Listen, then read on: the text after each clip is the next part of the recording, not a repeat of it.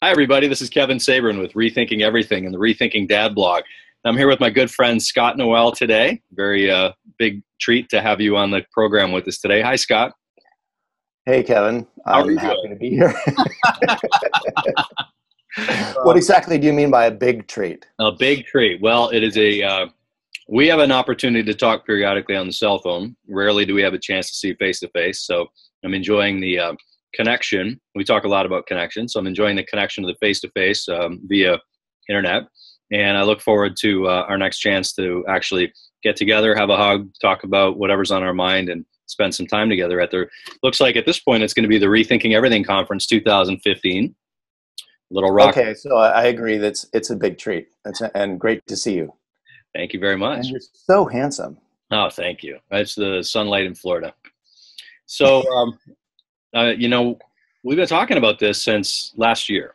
Scott originally gave me the idea of maybe having an interview series where we get together and we meet online some of the speakers coming to the conference. And last year, in the melee of getting ready for the event, we didn't have time to pull this off to the degree we wanted to. So I wanted to reach out to Scott and have this opportunity so that our listeners would be able to see Scott, hear from Scott. Those that haven't met Scott get to know him a little bit and just listen in on a dialogue that we're about to have. So first thing I want to ask you, because you've been to a number of Rethinking conferences now. First of all, do you know how many off the top of your head? Let's see, three? Is it only three? It's three or four. I started in 2009, but I haven't gone every year. Yeah, I've been to at least three with you, so three or four sounds about right. What's your takeaway? Top line, first thing comes to mind. What's your takeaway from a Rethinking event? My takeaway, wow. I don't know that I can generalize that. I mean, the cool thing is just the opportunity to meet people that are also rethinkers. And I'm really happy about the name of the conference because it really speaks to the kind of isolation that many of us feel. It's like we are rethinking, we're seeing things in different ways, we're seeing new perspectives, and we're surrounded by people who are in old think, who have not bothered to question things. And of course, the central rethought in Rethinking Everything comes from its roots of rethinking education. And most of us are unschoolers or somehow outside of the normal education system with our kids. But I love how it has expanded over the years to include Rethinking Everything. Hey, that's a good conference title. Thanks, you go with that. Anyway, so the takeaway is just like that, feeling not alone, feeling like, there are people out in this world that make me feel a little bit less crazy and isolated. Yeah, we can do that. That's for sure. Everybody feel welcome. You're out in Portland, and Portland, from my vantage point, seems like a pretty progressive and alternative community that's very accepting and embraces a lot of ideologies, specifically unschooling and things of that nature. Is that a true statement? Well, Portland's motto, or at least a lot of people feel that our motto is, that you see bumper stickers, keep Portland weird. And so I guess the motto would be weird is good, or weird, our uniqueness and strangeness is something that we celebrate. Right. And then there's a program, a TV show called Portlandia that kind of lampoons us. And but it's truer than you might know. Sure. And so what was the question again? What? Well, I don't consider this an unschooling. Like, I wouldn't say there's any more unschoolers here than in any other somewhat progressive town. The Bay Area or the Seattle area, where you live in Florida. There's a lot of certain nests of progressive people, and I'd say we're definitely a progressive town. But as far as unschooling goes, not more so than any other progressive town. Interesting. When Kelly and I and the kids were living in Michigan, seeking out a community that would support this unschooling path that we were on already at that time, It had to do with a job relocation or transfer down in 2006-7 range.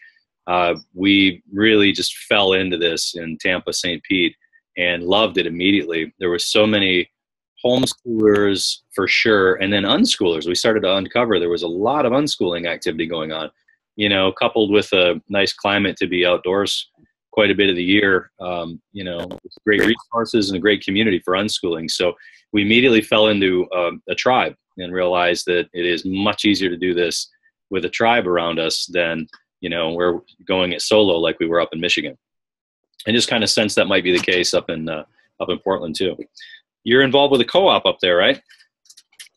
There is a co-op that is called the Village Home Education Resource Center that is featured in Jeremy's film Class Dismissed. Right. It is not an unschooling co-op though. It's a homeschooling co-op, so it's inclusive. And I would say most of the homeschoolers there are fairly progressive, somewhat.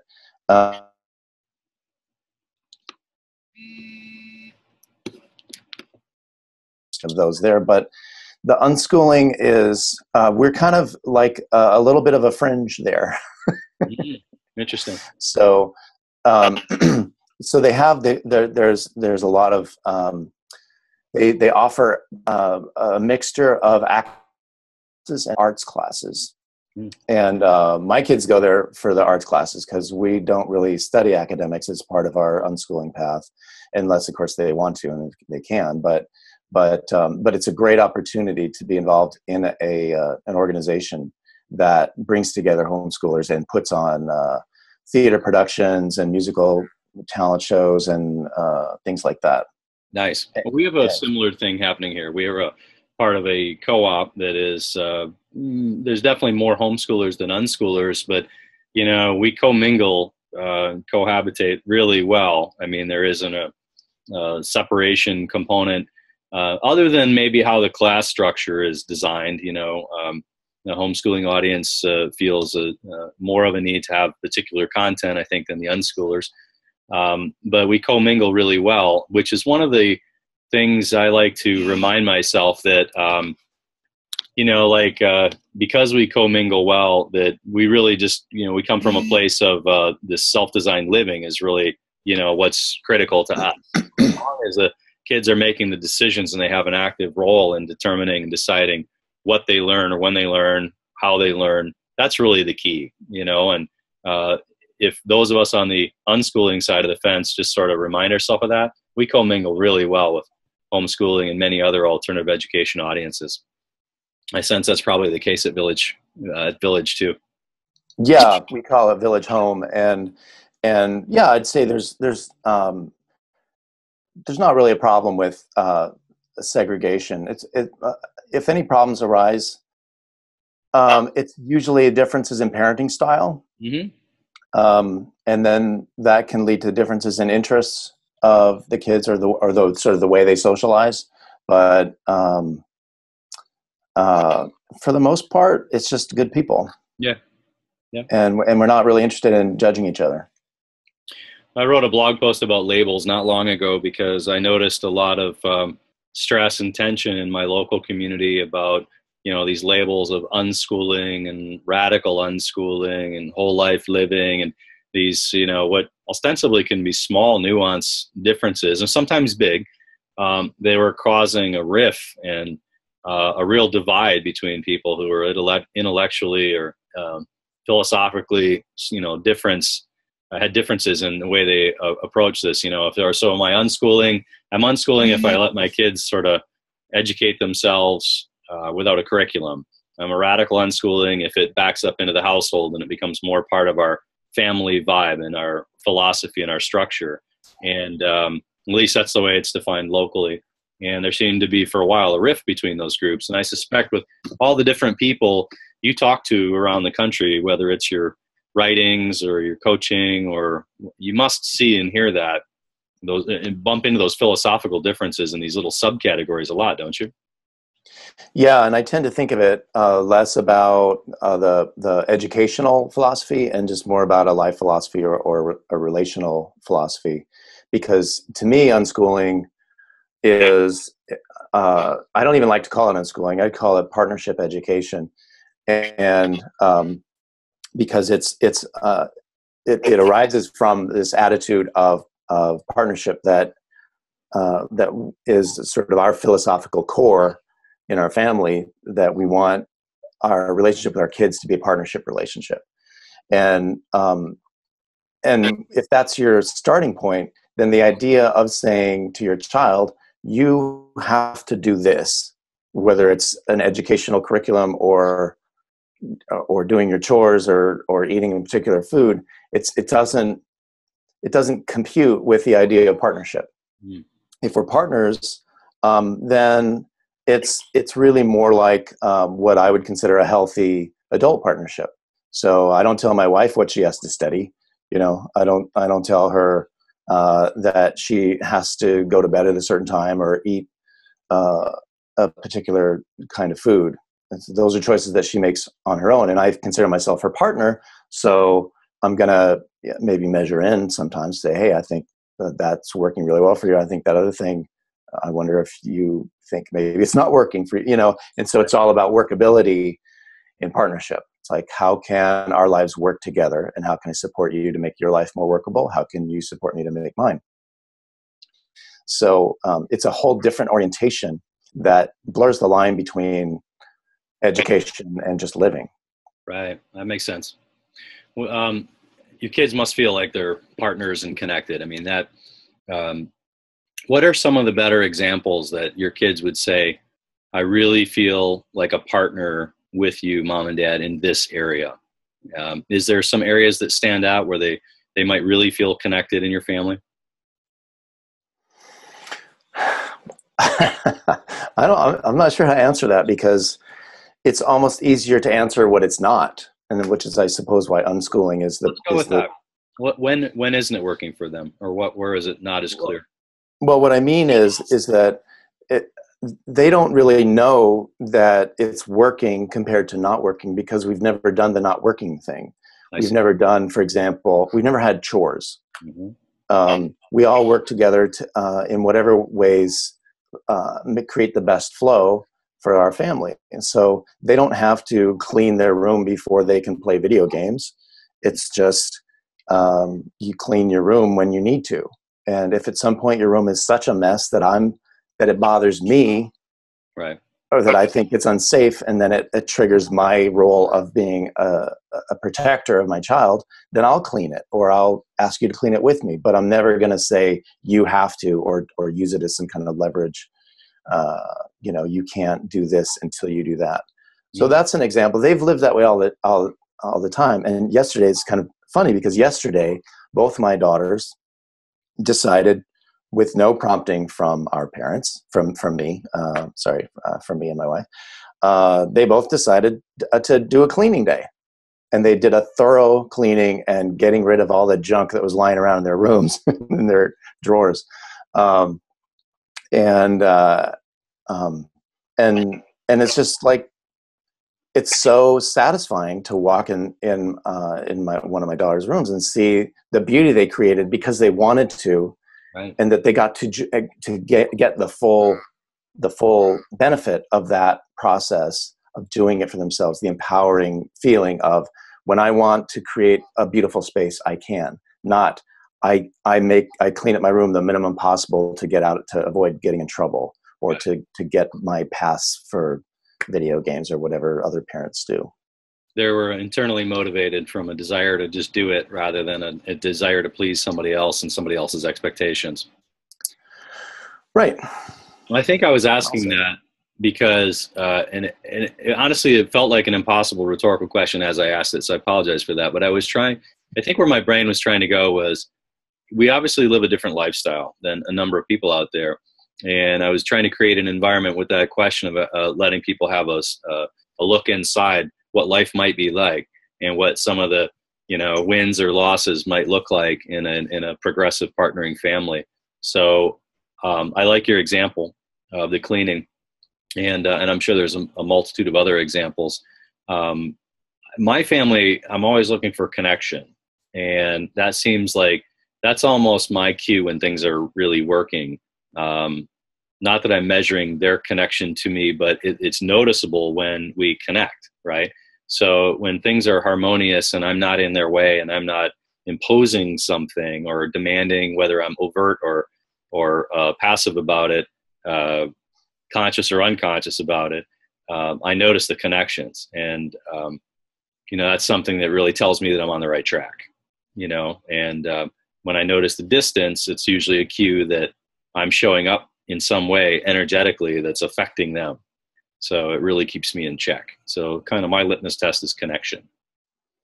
I think that's brilliant, and I would absolutely agree. There's a kind of what I have learned in the process of establishing a partnership style of parenting is to constantly check, to do that gut check, to feel, do we feel connected or do we not? Mm. And when you feel the disconnection, that's your cue. That's the cue that says, make a move to connect. Mm-hmm. And sometimes that can be a very active thing. Sometimes it can be entirely internal or passive, or maybe just sort of waiting and being available to connect. It's not necessarily pushing your child to connect, because that can create even more disconnection. Yeah. Sometimes they just need some space. Sure. So, Rethinking Everything 2015, we have an opportunity exactly. We have an opportunity to create something again for the 19th time, right? Something really special. And every year we sit with it a little bit to try to see what's coming up. And we assess maybe what our own needs are. And we listen carefully to what the community is asking for. And, we try to develop content, or at least create a space for certain discussions to be had. And connection is one of those things that we hear regularly. Like connection or the lack thereof is really problematic.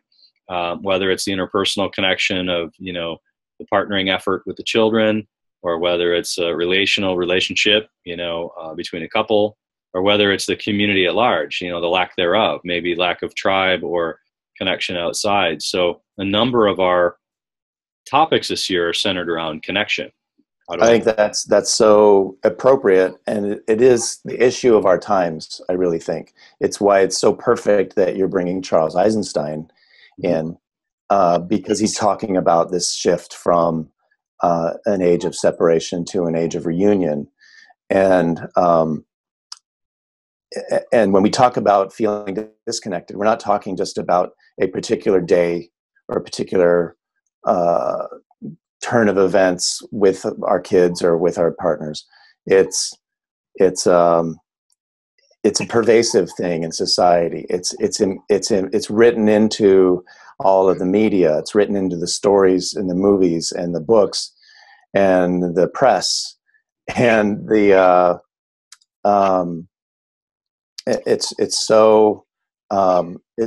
it's like water to a fish. We don't even realize how it's even in the design of our technology.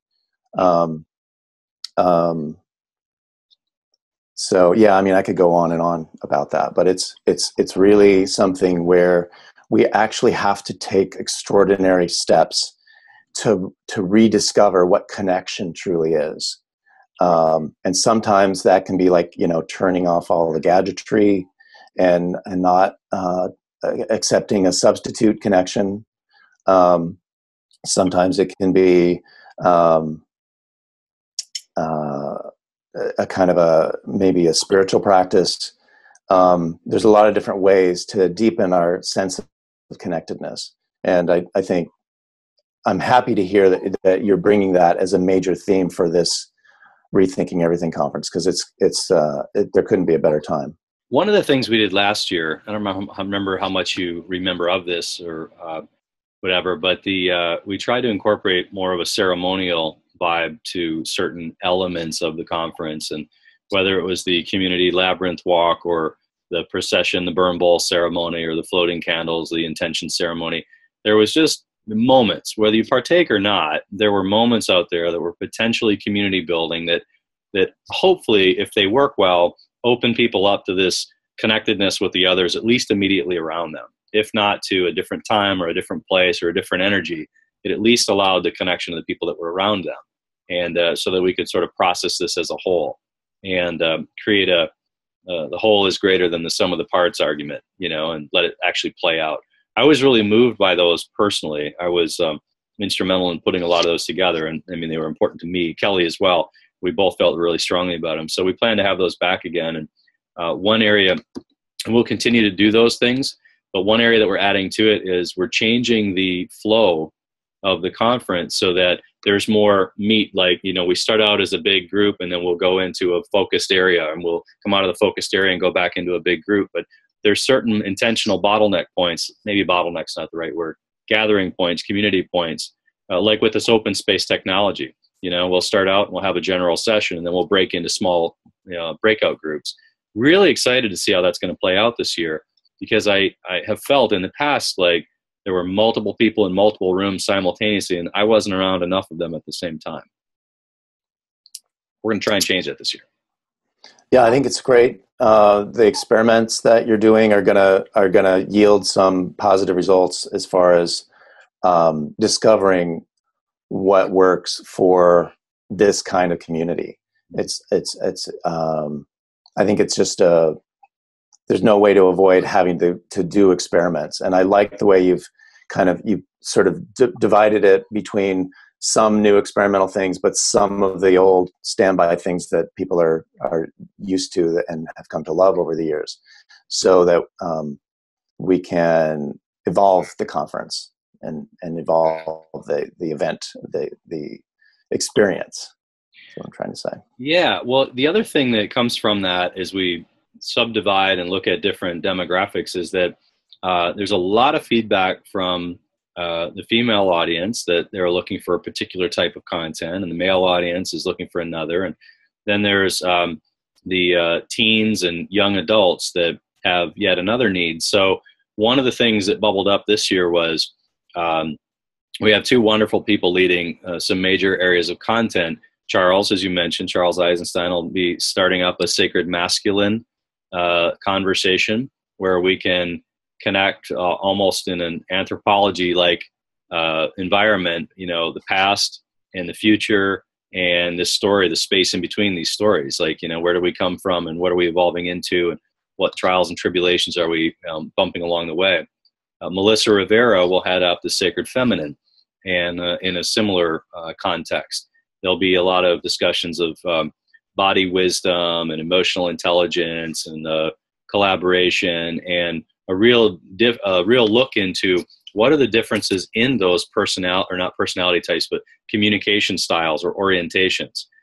How we have what's basically a patriarchal society, and yet, where in many cases we're lacking the collaborative, intuitive embodiment that, the female communication style and gender brings to the table. So it's really going to be interesting to me to see how those two major buckets of dialogue come together at the end of this conference this year. Yeah, I think there's really a lot of different modalities that, and there is not one size that fits all. So, for example, one thing that I've really become more clear about just in the last few weeks is how important it is for me to connect with people on like a one-on-one or a very intimate kind of setting. And that in a larger group setting, it's a very different experience for me. But when I want to go deep, it's really, to explore understanding another person deeply, or to be understood deeply. That's just that one-on-one, or even just a small group of a few people can be really, really empowering.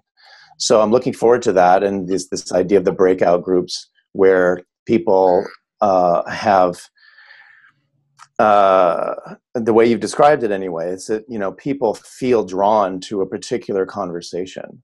Right.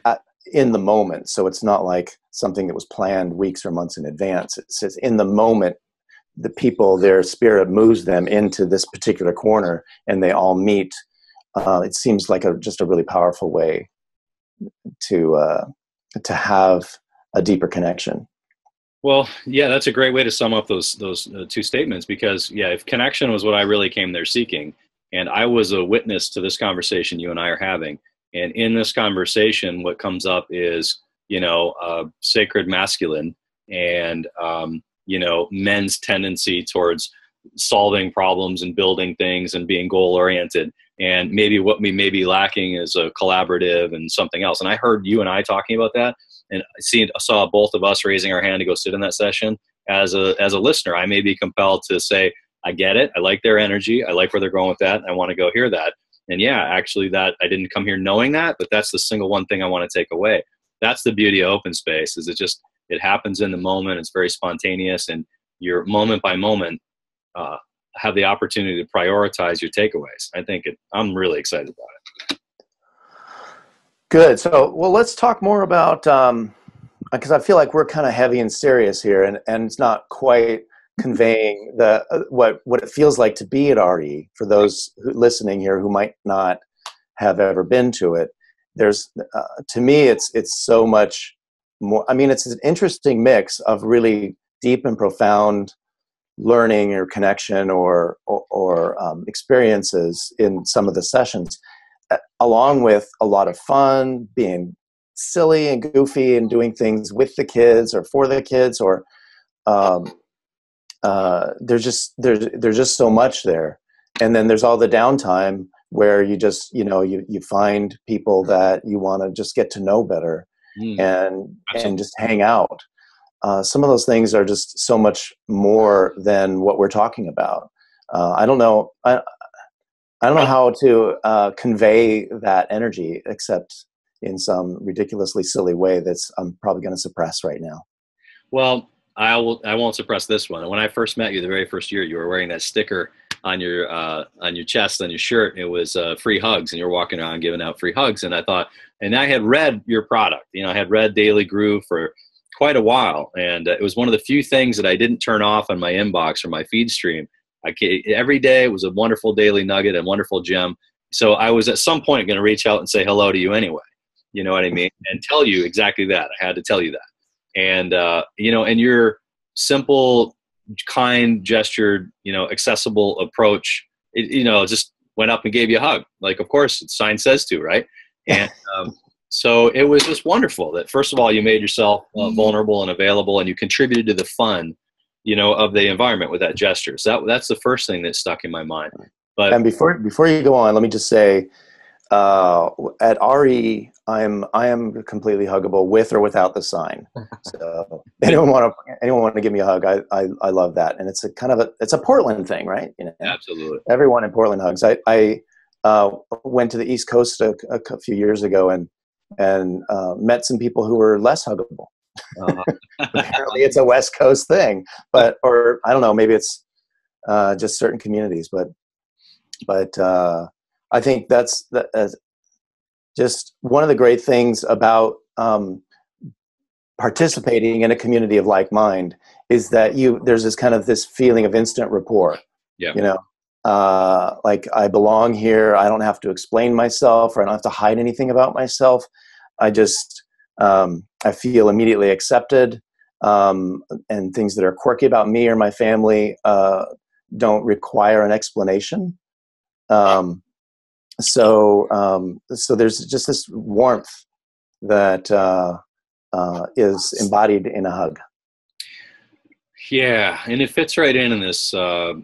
This is an intimate environment, and it's also festival-like. It's silly and fun and rambunctious, and yet it's serious and close and intimate. There's exuberance and there's vulnerability and everything in between, because some people, 19 years, for heaven's sake, some people have literally been going 19 years, and they go back with grown children and even sometimes with grandchildren, and they're there for the community. I don't know how much heavy lifting they're doing emotionally or intellectually every year, probably some, but the draw is the community. And then in other instances, you've got a real fragile, maybe a young couple situation with their first child or something like that, and they're really doing heavy lifting, and they've got a lot of unraveling to do maybe. And it's also a safe container for the unraveling. So it's really beautiful that it's so many different things at the same time. But you make a good point. We don't do a terrific job in explaining to people what else is going on other than the content and the sessions. And it's not all serious. My favorite time was the cardboard boat regatta last year and watching like 9 out of 10 boats sink and all the fun. And that's not true. Probably 50% anyway, sunk, and just the fun and antics that went into the building of the boats and the community rah-rah when the team was out there doing their thing. It was really a lot of fun. So what are you looking forward to this year, that on the fun side of things? What do you imagine? And I'm saying this partly because last year was your first year as the organizer. Right. You and Kelly were the organizers last year. Mm-hmm. And at the end of it, myself and many other people saw that recognized that you didn't get as much fun out of it as you deserved because you were working your ass off the whole time. So I'm going to hold you to this now. How are you going to have more fun this year and relax more? Well, a big part of it was meeting the rest of the tribe, meeting the tribe that showed up. There's a lot of people who made it, we got to know well, and they made it clear that they're here to help. So first off, we have a larger volunteer team helping us this year, so we can remove ourselves from the registration counter and some of those spots. It's really easy to get stuck, and we can be out there with the tribe and in the sessions and having some more fun. So the very first thing I'm going to do is make a commitment to be out there with everybody, experiencing the event. I mean, still, running it, attending to the details, but in the event and, taking it in. For me, that'll absolutely be the most fun. Watching it unfold, not buried away, doing some task somewhere. So we're really appreciative of the volunteer team kind of stepping up and helping us out and taking some of those things off our plate. I want to listen into the we're calling them Red Talk this year, the TED Talks. I'm a junkie for the TEDx and that kind of a product, and I really want to know what makes the crowd tick, what makes the tribe tick. So I want to sit in and listen to more of the Red Talk, by the way, is an acronym for Rethinking Everything Discoveries. So unlike a TED Talk where somebody speaks to you and tells you their 18-minute distilled idea, which are wonderful and terrific, we'd like to create a discussion space afterwards and maybe even kickstart some of these ideas. We don't need the whole idea distilled down to its end form. We can just start a conversation in 8 minutes instead of 18. So I'm really excited about the Red Talk, and that will be fun for me to hear those ideas come out. I definitely want to be out there in the cardboard boat regatta. We've got a couple of surprise things planned that I actually can't say yet that are going to be really fun. I think you may know about one of them. The jam session, the talent show, the incorporation of music and lightheartedness. I think for me, it's important to have that balance of both. There'll be sessions that'll be heavy. I'll be in tears at something, somewhere, and I'll be laughing crazy doing other things like the talent show and some of those things too. So I think it's about a blend, like creating an environment that has a blend. That'll make me really happy. I don't know if that gave you the answer you were asking, but those are some of my things I'm looking for. I'm satisfied. Good. How about you? What are you looking forward to? What do you want to take away?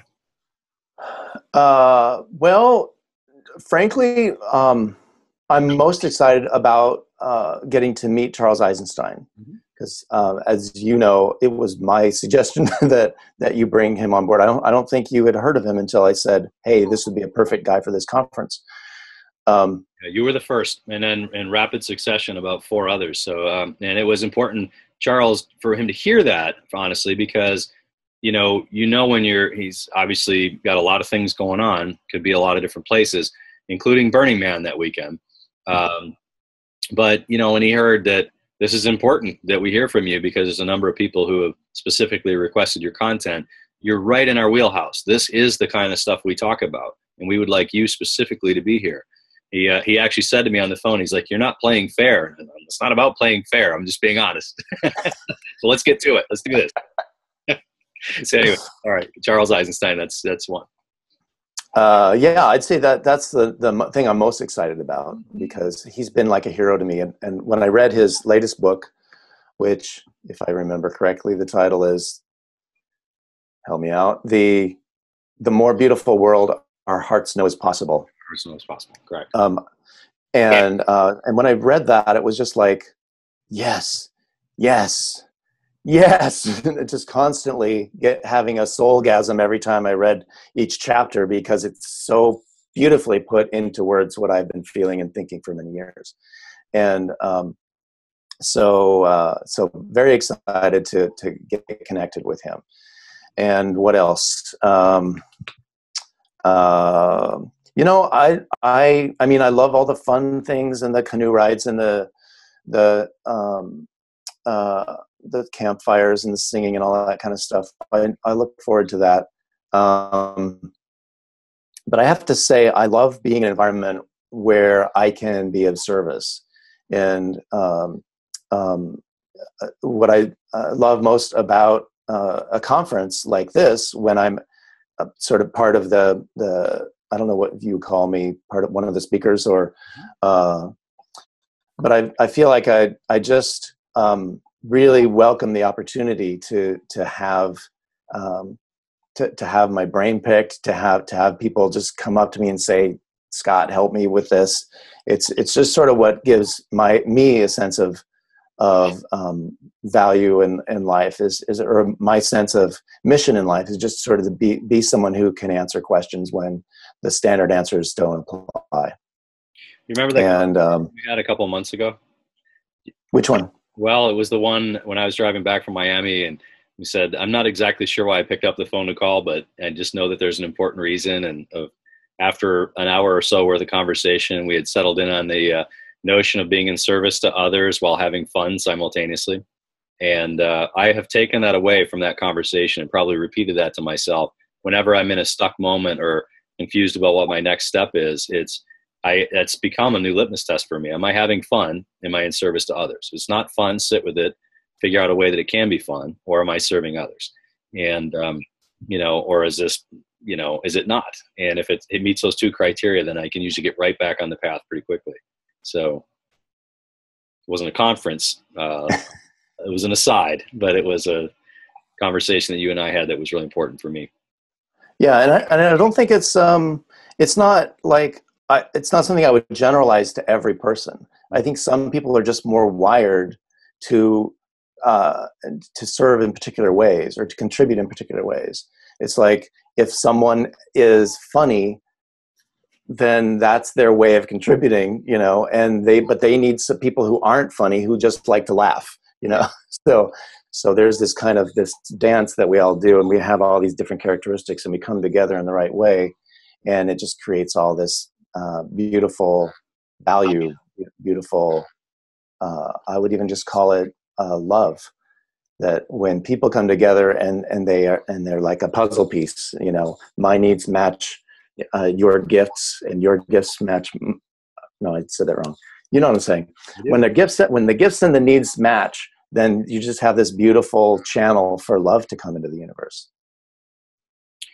Well, times X number of 100 people, isn't that going to be a fascinating puzzle, a 400-piece puzzle, as it were, out at Rethinking this year, where, as the gift culture comes into focus, we've got a number of folks talking about that, from Charles and Marie and yourself, and, how does one show up with their gifts? And Kelly and I would like to weave this into our language a little bit more as we prepare people for what to expect. As you said, we've only had one under our belt, so to speak. We've been to 3 others, but how do you prepare people for bring the gifts? This, when you're, used to going to something and taking something away, the whole notion is prepare myself to go there and take something away. So what is it I'm leaving behind? What gifts will I be bringing, to blend into this cocktail? Which part of me is going to show up? Which part of me will other people find valuable? And do I want to bring into the mix? That's going to be really interesting. See how that plays out this year. Yeah, your audio is breaking up a little bit. Yeah, sorry. It's back now. We had a little glitch there. So yeah, I'm just interested to see what's going to happen when we, as we talk more about the gift, living in the gift or gift economy, or frankly, just showing up with the biggest piece of yourself to contribute to everyone else, enhance everybody's experience. Right. I wanted to, so I wanted to ask about, if there, I know we're still talking about some talks for this year, and you've been very patient to allow us to wait a little longer than normal to start planning out sessions. But we always enjoy hearing from you and what you're thinking about and what you're writing about.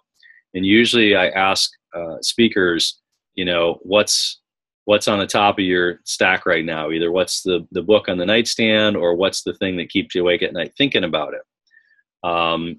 It doesn't have to be something that's prepared or something that you have a degree of expertise on. It really can be, this is the question I need to resolve for myself, and this is what I'm coming here to sort out. And I may be the facilitator talking about it. I may be the person with my hand up in the room asking the question. Do you have a question or two for this year, or a topic or two that you want to bring to the party? Yeah, I can think of a couple off the top of my head. I mean, I could always think of a lot, but because that's what I do. I'm a guy who thinks a lot, but and rethinks actually. Anyway, so one topic that just came up in the last couple of days for me is the topic of the concept of moms and dads. And because most of the people that I interact with, all the people that I interact with in my work are moms or dads, Mm-hmm. and the audience that I write for is generally moms and dads. But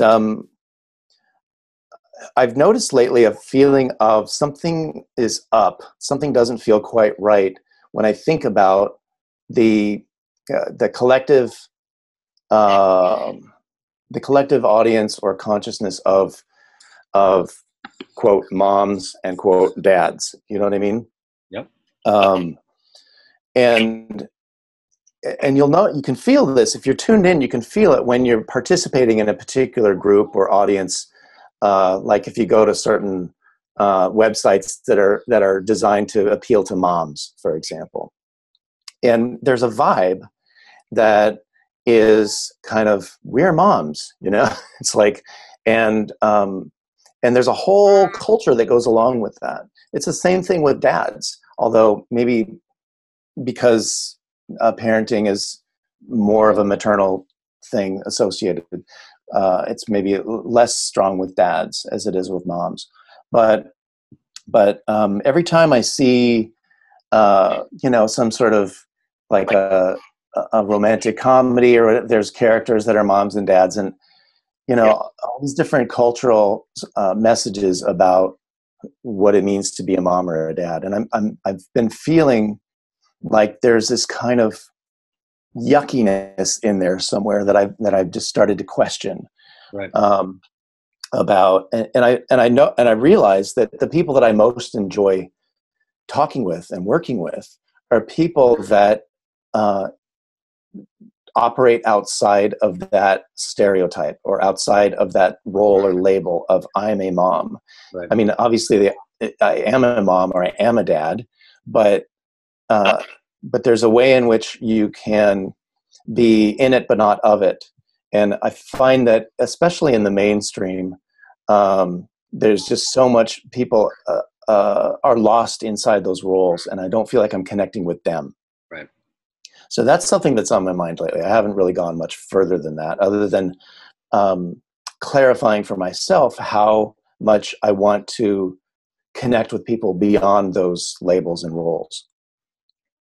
And it's easier to live life when you're following a role or a script, right? So, if conventional wisdom or social, conditioning or pop culture suggests that mothers look like this and fathers look like this, as long as I'm in the groove and I'm following that mother or that father vibe, I kind of don't have to think about it. And sometimes life can sort of be on autopilot. But those people that question it and say, this isn't really comfortable with me, it's like I want to move a little bit over here, a little bit over there on some topics.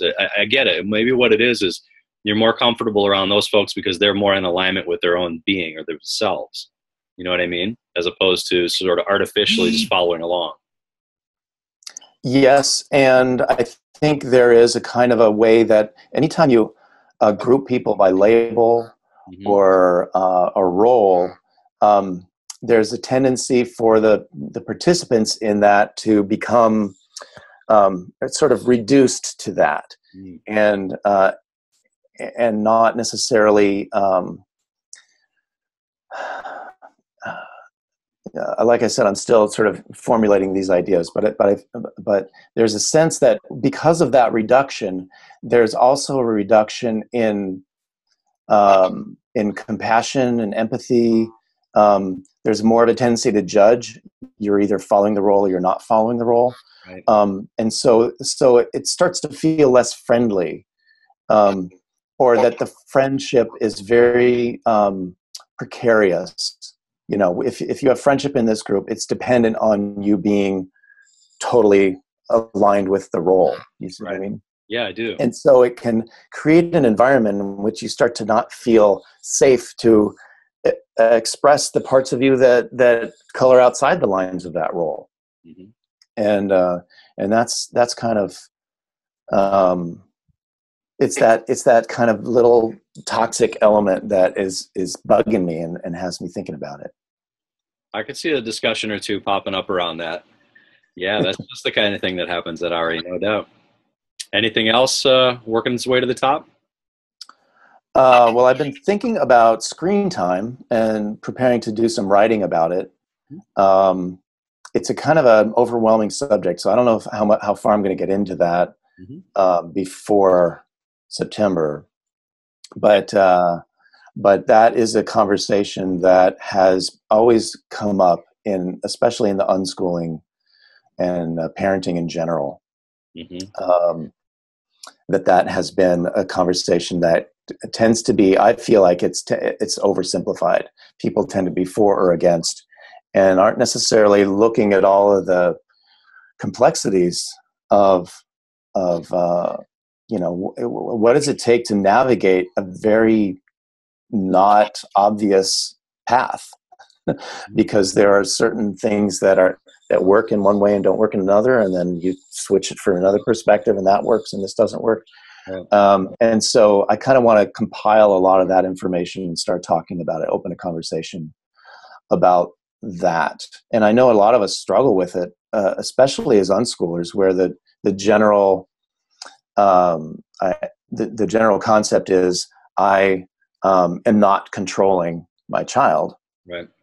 Especially if you do this whole life sort of approach to unschooling.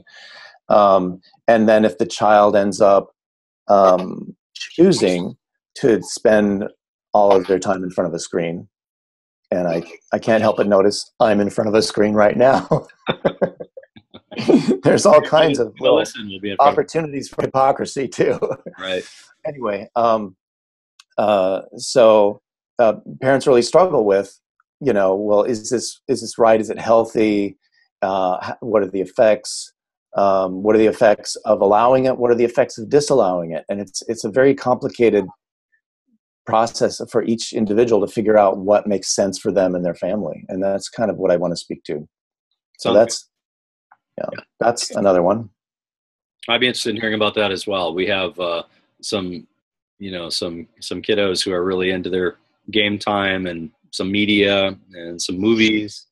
And, if it's not Netflix or Minecraft or, some other game, then, they do seem to have what feels like a nice balance to me of outdoor activity and, sort of physical movement with the gaming. But the gaming is the primary draw when they're online or in front of a device, and full awareness that there's a lot of learning going on through gaming, and a desire to not be judgmental about, excessive, what would seem to me to be excessive time in front of these devices. So as you pointed out, I spend 8 hours a day minimum staring at this screen, but I'm sort of working, but I'm also playing too. And I'm trolling social media and communicating with my friends and chatting online. So it's a big topic, and it can get oversimplified. I feel like when I've been in dozens of sessions where people were talking about screen time, And if I could paraphrase the energy, it is the general population, the majority seems to be pro open screen time. You know, freedom, if you free your screen, game away or whatever, with the minority sort of holding on to and I say minority, it could be 60-40, but a slightly smaller group holding on to some idea about it may not just be that easy as open screen time, with the earlier group, the slight majority group, sort of waiting for the light bulb to go off, if you will, and get it. And I don't know that it's that easy. I don't know that it's just waiting for the light bulb to go off and release control over screen time. You know what I mean? It might not be that simple, to your point. There's a lot more going on with that. So yeah, I'll be interested to hear what you take away. It's definitely one. It's a perennial favorite. It's a top 4 in the unschooling world. What are you eating? Yeah. You know, what are you spending? You know, are you learning, or how are you learning, and how much gaming is going on? I mean, those are seem to be like the big 4 every single year. So love some more clarity on that. Well, that topic and a multitude of others at this year's Rethinking Everything conference, no doubt about that. Oh. Yeah, I just thought of another one that, and you inspired this.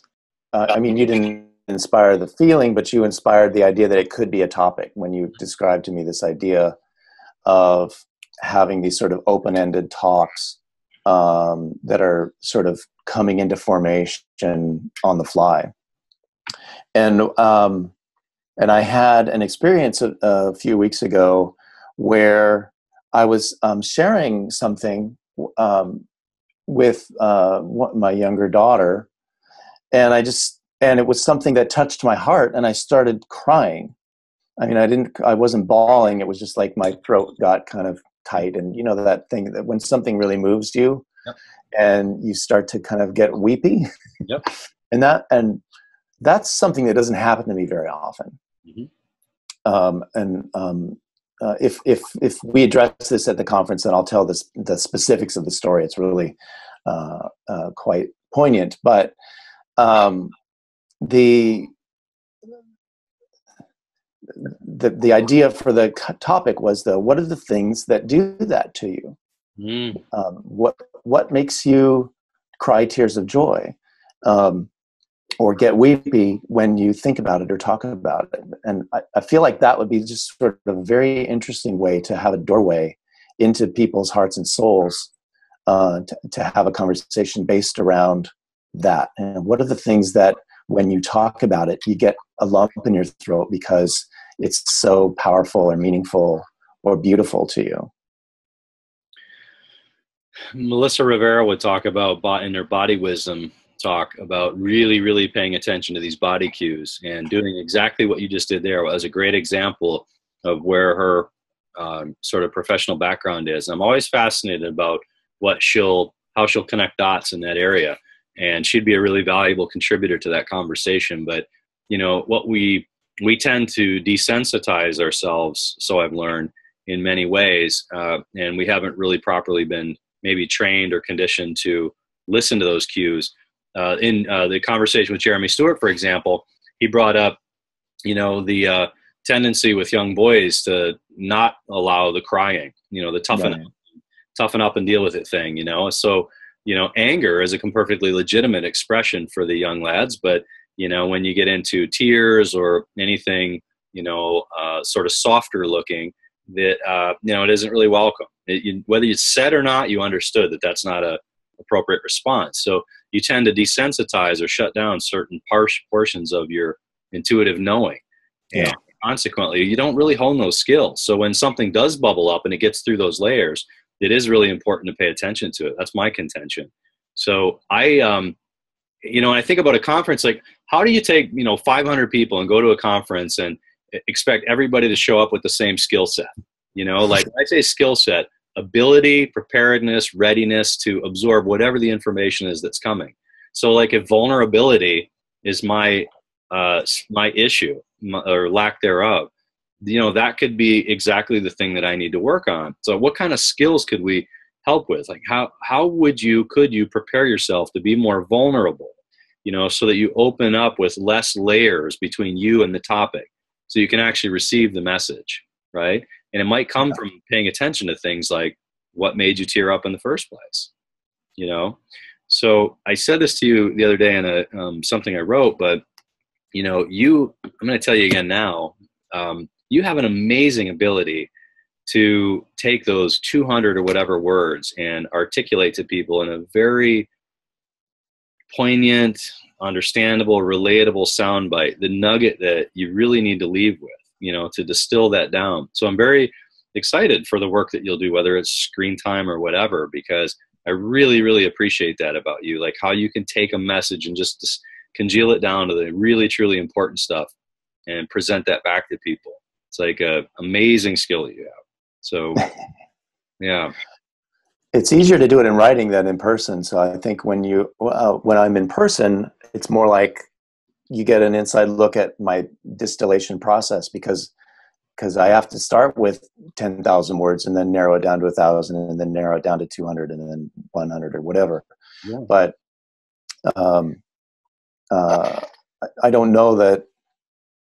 I mean, it would be funny if I could do what I do in the Daily Groove for a conference. I would just have like 3-minute sessions. Say what I need to say in 3 minutes, and then thanks for coming. See you later. Go enjoy yourselves. It's like the lightning round. Scott, go. 3 minutes. But it's much harder to do that in person. I mean, a writing process is very internal. There's 1,000 things going on that lead to any kind of distilling and being able to figure out what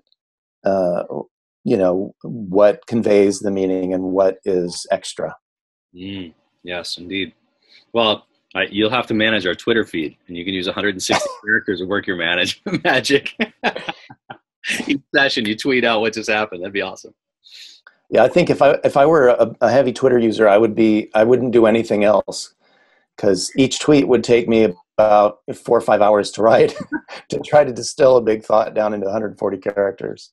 I love it. Yeah, it sounds like me too. Well, I know I'm going to do my best to show up vulnerable and open this year so that I can take away the nuggets that I need.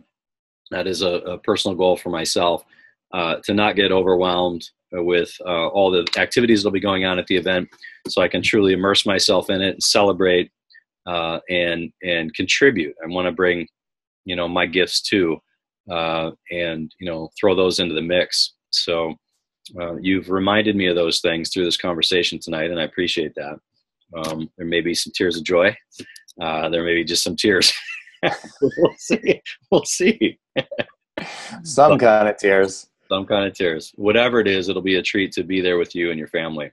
We love you guys, and really are appreciative that you're going to be a part of it again this year, and that you're coming back to help us out and pull this thing off. So, likewise. I bought my airfare yesterday. Great. And so we're committed now. Awesome. Well, excellent. Well, this has been a real treat, as I said to start, and now I'll close it. I really appreciate you and everything you've done, and your pearls of wisdom through the Daily Groove, as well as little nuggets today for us to chew on. So, Scott Noelle, thank you very much, and it's been a genuine pleasure to have you on the call today. Thank you, Kevin. It's always a pleasure. Take care, my friend. Bye.